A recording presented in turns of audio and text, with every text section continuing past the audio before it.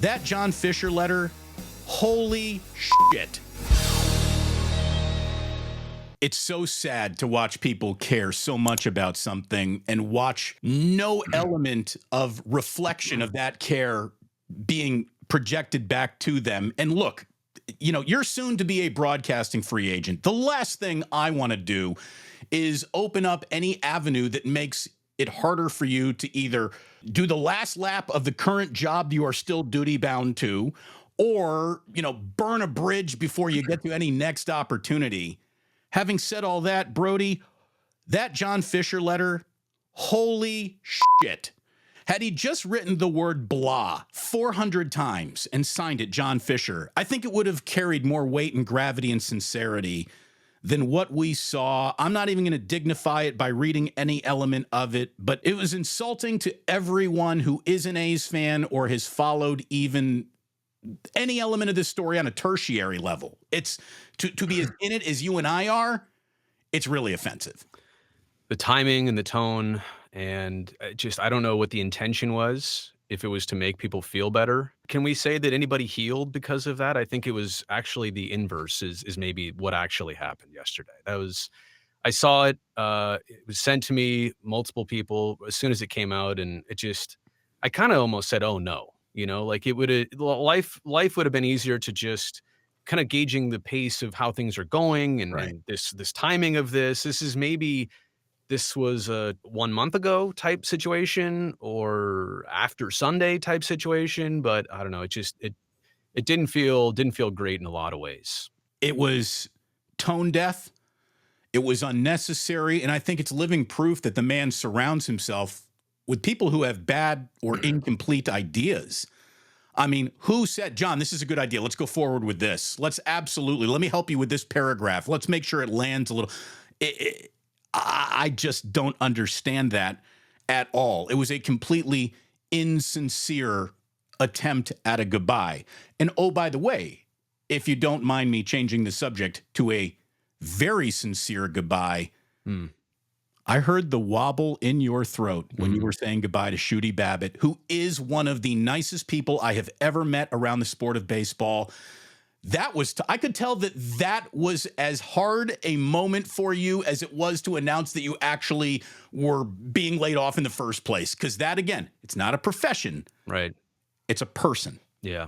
And I think as we were discussing the statement that came out yesterday, it was a written statement. I don't know how many paragraphs, but you know, when I had a statement to make, I thought about how to deliver this to people. And I know what everybody does. In fact, I said it at the beginning of my own personal statement at the beginning of September that I know most people write this out, they screenshot it, they put it on social media, and that's it. They didn't have to say those words. They didn't have to put themselves in front. And I feel like if you're really going to send your message in the most human way, it's got to come from your face, your voice. And, you know, the last couple weeks of my own statement, saying goodbye to Shooty on Sunday, quite honestly, saying bye to Bip. He's going to be with me on Thursday afternoon. And then ultimately on Sunday, saying goodbye to Stu and doing the final show. And I've known this was going to play out this way, but now that we're here, and you're right, the wobble in somebody's voice, when I can't even sit in front of a camera on a studio that I've done thousands of shows and I can't even keep it together, I'm not really trying to stop it. I would get through it easier if I didn't have these emotional breakdowns. It hits me that hard. And it's the whole situation. It's not being able to do my job for anymore after 16 years, and also just the team situation. So it's a double whammy, and you're right. It makes it extremely hard to get through. There's a part of me that really feels, Brodie, this is not the last A's game at the Coliseum.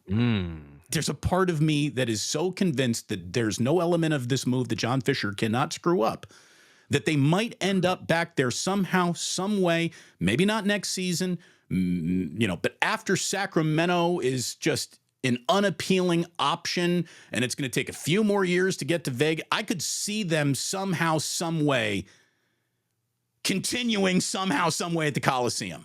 I don't think it's over yet. Larry Biel literally ripped the Fisher letter live. He did. He tore it up on set. For someone who is on TV and understands all the puppets and the masters that you have to serve to have one of those very high-profile jobs, Larry Biel went above and beyond the Call of Duty in that one. I was impressed by that. That was Larry Biel basically told his program director, here's what I'm going to do. Keep the camera rolling and don't tell me you don't like it when it's over, because this is going to go viral. And it has. I will say this.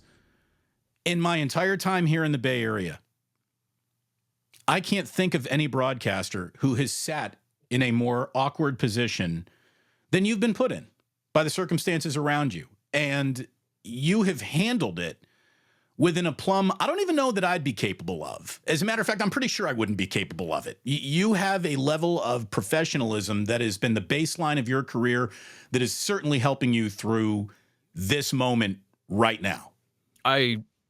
If that was a question, I don't have any answer, because I take that as the ultimate compliment, because honestly, Damon, that's been my aim. And I think it's always been my aim, even if we're just talking about, sports items, let alone relocation and politics and individual situations. I've always felt like the high road would serve me best, even in criticizing a team or a player or the 49ers, like total upset loss on Sunday. Like, let's not make this personal, but like, let's view this from a highest possible view perspective, what actually happened, point out some things, not have to make it a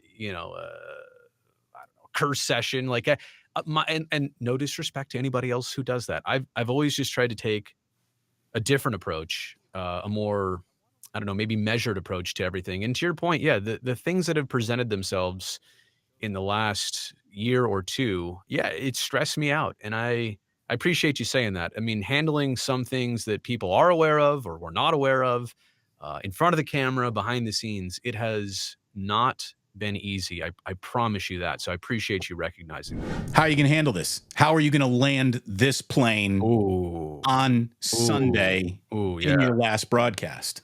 I've given everybody the assurances, and I hope they don't mind me sharing this. I'm going to just be as professional as possible about this. It doesn't mean I'm not going to show some emotion and, say some things that make us all feel a little bit uncomfortable, and not on purpose, but like, that's just, the whole situation is uncomfortable. There's extremes to this. If I go on and make it a rip show, that's not the right way to do it. If I go on and pretend that this is no big deal and this is not happening, that's not the right way to do it either. I'm just going to try and be me and real as possible. And again, I don't have any sinister agenda. And to be honest, it kind of goes again with, I hope I'm not going to depart from my approach, how it's always been on this. Stay you. Appreciate Be true to yourself, and I don't think you'll ever step in the wrong direction. And there's people that when they get laid off, you're worried about them.